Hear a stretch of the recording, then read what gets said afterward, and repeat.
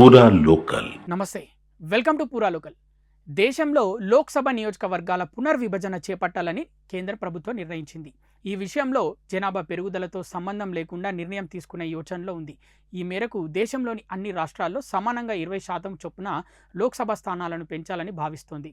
జనగణన ఆధారంగా నియోజకవర్గాల పునర్విభజన జరిగితే జనాభా నియంత్రణను కట్టుదిట్టంగా అమలు చేసిన దక్షిణాది రాష్ట్రాలకు అన్యాయం జరుగుతుందనే ఆందోళనల నేపథ్యంలో కేంద్రం ఈ దిశగా ఆలోచిస్తున్నట్లు విశ్వసనీయ వర్గాలు తెలిపాయి. 1971లో జనాభా లెక్కల సేకరణ జరిగినప్పుడు దేశ జనాభా 55 కోట్లు మాత్రమే ఉండేదని, ఇప్పుడు దాదాపు 145 కోట్లకు చేరుకున్నందున లోక్సభ సీట్లను పెంచక తప్పదని కేంద్రం భావిస్తోంది.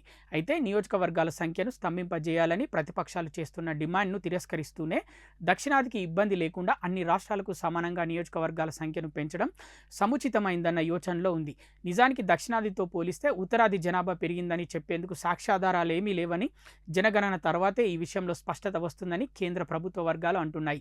జూలై 21 నుంచి ఆగస్టు 11 వరకు జరిగే పార్లమెంటు వర్షాకాల సమావేశాల్లో జమిలీ ఎన్నికల బిల్లును ప్రవేశపెట్టేందుకు మోదీ సర్కార్ రంగం సిద్ధం చేస్తోంది.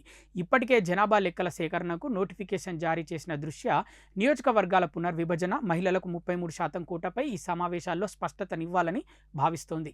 ఈ రెండు అంశాలను జమిలీ ఎన్నికలకు ముడిపెడుతూ 2029లో దేశవ్యాప్తంగా లోక్సభకు, అసెంబ్లీలకు ఒకేసారి ఎన్నికలు నిర్వహించేందుకు అవసరమైన రాజ్యాంగ సవరణ బిల్లులను వర్షాకాల సమావేశాల్లోనే ప్రవేశపెట్టేందుకు కేంద్రం సిద్ధమవుతున్నట్లు అధికార వర్గాలు తెలిపాయి. జనగణనపై పార్లమెంట్లో ప్రకటన చేసేటప్పుడే సామాజిక, ఆర్థిక వివరాలను కూడా తాము సేకరించనున్నట్లు కేంద్రం వెల్లడించే అవకాశాలున్నాయి.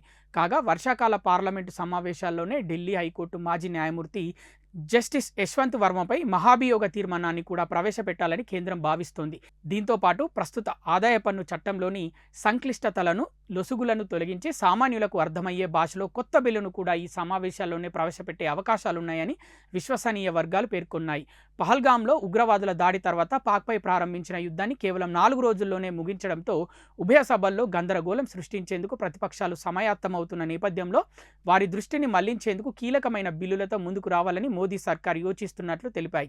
తన నివాసంలో భారీ ఎత్తున నోట్ల కట్టలు లభ్యమైనప్పటికీ అందుకు బాధ్యత వహించేందుకు నిరాకరించిన జస్టిస్ యశ్వంత్ వర్మను తొలగిస్తూ పార్లమెంటు ఉభయ సభల్లో ఆయనపై మహాభియోగ తీర్మానాన్ని ప్రవేశపెట్టేందుకు కేంద్రం సిద్ధమైంది.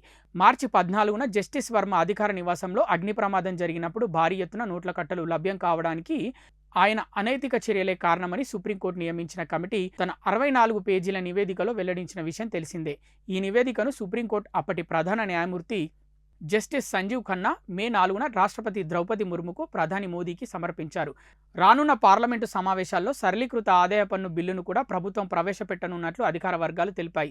గత బడ్జెట్ సమావేశాల్లో ఆదాయ పన్ను బిల్లు 2025 పేరిట ప్రవేశపెట్టిన బిల్లును బీజేపీ ఎంపీ జయంత్ పాండా నేతృత్వంలోని 31 మంది సభ్యుల సెలెక్ట్ కమిటీకి నివేదించిన సంగతి తెలిసిందే. ఈ బిల్లుపై సంప్రదింపులు పూర్తి చేసిన సెలెక్ట్ కమిటీ వర్షాకాల సమావేశాలు ప్రారంభమైన మొదటి రోజునే తన నివేదికను ప్రవేశపెట్టనున్నట్లు అధికార వర్గాలు పేర్కొన్నాయి.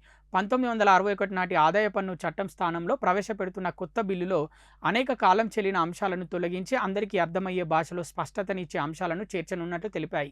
ఇవి ఇప్పటివరకు ఉన్న అప్డేట్స్. మరిన్ని అప్డేట్స్ కోసం చూస్తూనే ఉండండి పూరా local, your choice for local voice.